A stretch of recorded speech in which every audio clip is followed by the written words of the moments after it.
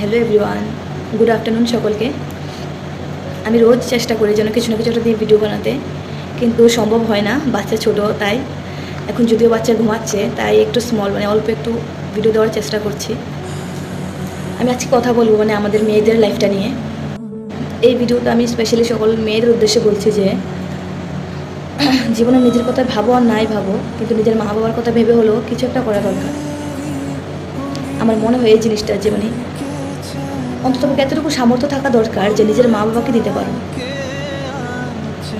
সারা জীবন তো ওরা কষ্ট করেই গেল, আজীবন ওদেরকে কষ্ট করতেই হবে।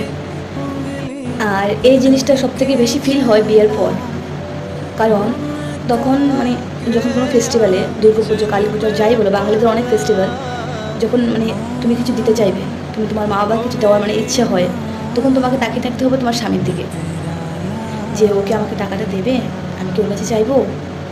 তখন অনেকটাই খারাপ লাগে যে এটা ভেবে যে কেন কিছু করলাম না।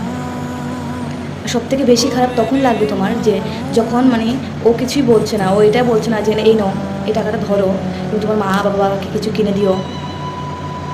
আর তার থেকে বড় সমস্যা, তুমি চাইতেও পারবে না। তুমি তখন এই জিনিসটা চাইতেও পারবে না যে আমাকে একটু দাও, কিছু টাকা টুকা দাও, যে আমি হ্যাঁ মা বাবাকে দেবো কিছু। তখন নিজের কাছে অনেকটা বিবেকে লাগে যে আমি কেন চাইবো ওর কাছে।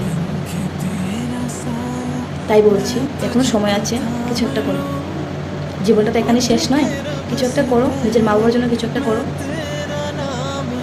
অন্ততপক্ষে ওদের জন্য ফেস্টিভ্যালে কিছু একটা দিতে পারো, দুর্গা পুজো বা কালী পুজো, যে কোনো অনুষ্ঠানেই যেন কিছু একটা দিতে পারো এদেরকে, এতটুকু সামর্থ্য রেখো। তার জন্যই ভিডিওটা বানাচ্ছি, কারণ নিজের লাইফে অনেকটা এই জিনিসটা বুঝতে পারলাম। আমি বলছি না আমার স্বামী খারাপ বা আমার স্বামী দেয় না, কিন্তু তারপরও অনেকটা নিজে যেহেতু কিছু করি না, এই জিনিসটা ফিল হয়েছে, তাই বললাম তোমাদের। অনেকটা অনুতপ্ত হয় এই জিনিসটা নিয়ে যে জীবনে সত্যি কী করলাম, কিছু না নিজের জন্য করলাম, না নিজের মা বাবার জন্য করতে পারলাম। তাই তোমাদের বলছি, যারা এখনও জীবনে কিছু একটা করতে চাও, করো, কিছু একটা করো। কাজ ছোট বড় হয় না, যাই করবে সেটাই কাজ। নর্মালি যারা এখন বিয়ে হয়ে গেছে তারা যদি সাধারণ কিছু একটা হাতের কাজও শেখো, তাহলেও চলবে, কিছু একটা করতে হবে। না হলে জীবন অনেকটা অনুতপ্ত হবে। জীবনে একটা সময় এরকম আসবেই যে তুমি তখন ভাববে যে কেন কিছু করলাম না।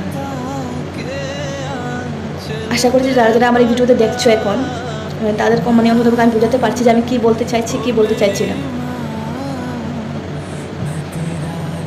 দিল্লিতে প্রচুর গরম ভাই, এই ভিডিওটা বানাতে গিয়ে আমি প্রচুর ঘেমে যাচ্ছি, কারণ এই জিনিসটা আমার পুরো জীবনের সাথে জড়িত। যে আমি তোমাদের বলছি কি কিছু একটা অভিজ্ঞতা আমার হয়েছে, তাই তোমাদের বলছি। একটা মানুষ তখনই কাউকে কোনো কিছু বলে যখন ও ওর জীবনে এই জিনিসটা ফেস করেছে। আমি তোমাদের তাই বলছি যে জীবনে কিছু একটা করো, কিছু একটা করো, যাই করো। যারা পড়াশোনা করছো, জীবনে অনেক কিছু আছে করার, তবে খালি হাত বসে দেখো না। নিজের মা বাবাকে দেওয়ার সামর্থ্য মতো কিছু একটা করে নিও। ভালো থেকো সবাই, আর আমিও ভালো আছি।